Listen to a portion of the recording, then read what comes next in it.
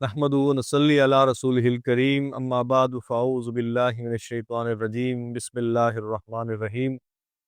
قد افلح المؤمنون، صدق اللہ العلی العظیم۔ کبھی آپ نے دل ہی دل میں سوچا ہے کہ ساری زندگی کی تھکن، ساری محنت، ساری آزمائشیں آخر کس انجام کی طرف جا رہی ہیں؟ کہ کبھی رات کی خاموش لمحوں میں دل نے یہ سوال اٹھایا کہ میری اصل منزل کیا ہے، میرا انجام کیا ہے؟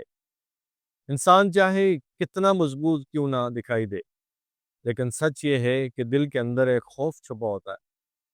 کہیں میں اس امتحان میں ناکام نہ ہو جاؤں، کہیں میرا نام ان بدنصیب لوگوں میں نہ آ جائے جو اللہ کے قرب سے محروم کر دیے گئے۔ اور پھر دل کے کسی کونے میں ایک امید اٹھتی ہے کہ کاش میرا نام بھی ان لوگوں میں لکھ دیا جائے جنہیں اللہ فلاح یافتہ کامیاب لوگ کہہ کر یاد کرتا ہے۔ اور اسی سوال کا جواب، اسی امید کی روشنی، اسی کامیابی کا پورا راستہ اللہ نے سورہ مومنون کی پہلی 11 آیات میں لکھ دیا ہے۔ وہ آیات جنہیں مومن کی صفات کا تعارف بھی کہا جاتا ہے اور جنت کا پہلا دروازہ کھولنے والی کنجیاں بھی کہا جاتا ہے۔ آئیے ان آیات کی روشنی میں سنیں جنت کا وہ پیغام جو ہر سچے مومن کے دل کو جھنجھوڑ دیتا ہے۔ کہ اللہ فرماتا ہے قد افلح المؤمنون، یقیناً کامیاب ہو گئے مومن۔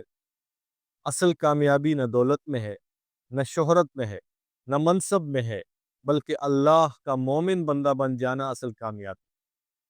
پھر فرمایا الذین هم فی صلاتہم خاشعون، کہ جو اپنی نمازوں میں عاجزی اختیار کرتے۔ یہ وہ لوگ ہیں جن کی نماز اللہ سے ملاقات بن جاتی ہے، جن کا دل سجدے میں پگھلتا جاتا ہے۔ اور پھر فرمایا والذین هم عن اللغو معرضون، کہ جو فضول باتوں سے دور رہتے ہیں۔ یہ لوگ اپنا وقت، اپنی زبان اور اپنا کردار ضائع نہیں کرتے۔ اور پھر فرمایا والذین هم للزکاۃ فاعلون، اور وہ زکوٰۃ ادا کرنے والے ہوتے ہیں۔ یہ اپنی کمائی کو پاک رکھتے ہیں، اپنے مال میں دوسروں کا حق پہچانتے ہیں۔ پھر فرمایا والذین هم لفروجہم حافظون، اور جو اپنی شرمگاہوں کی حفاظت کرتے ہیں۔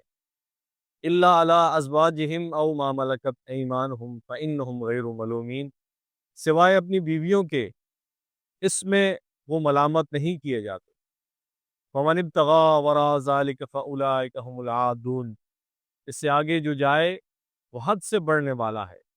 یہ لوگ کردار کے پاکیزہ، نگاہ کے صاف، دل کے سچے ہوتے ہیں۔ اور پھر فرمایا